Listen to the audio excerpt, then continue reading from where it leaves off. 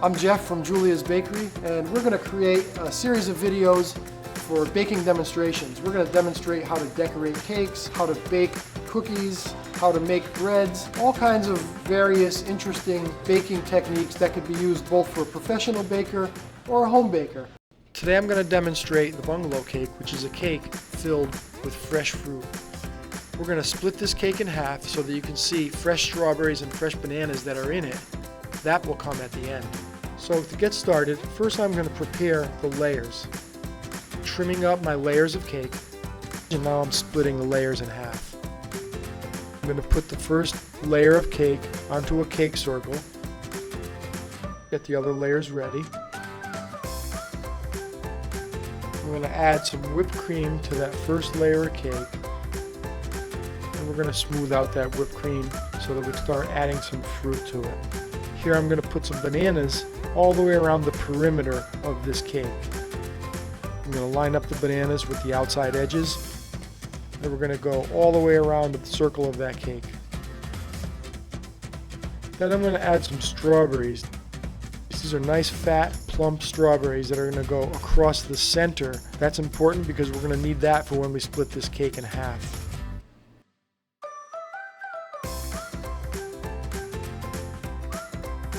And then we're going to take some chopped strawberries and chopped bananas, and we're going to put those on either side. So it's nice and filled with fruit. We're going to hold that all together with some whipped cream. The whipped cream will hold this all together. Now we're going to add a layer of chocolate cake. We'll press that down nice and firm. We're going to build another layer of filling. I'm going to spread the whipped cream around just like I did on the first layer. And now I'm going to add some bananas. I'm going to put bananas around the perimeter again, but this layer of bananas I'm going to do half bananas, just a split banana, so it's just a little thinner so the cake does not come out too tall. I'm loading up the perimeter. Now we're going to get ready for more strawberries. Again, we're using these big plump juicy strawberries, and we're going to put a layer of strawberries right across the center. These are going to be lined up directly with the strawberries that are in the first layer underneath.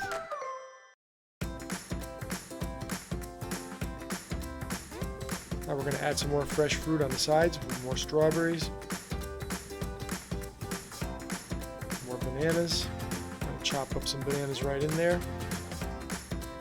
We're going to hold that together with a little more whipped cream. Just to hold it all together, make everything stick together.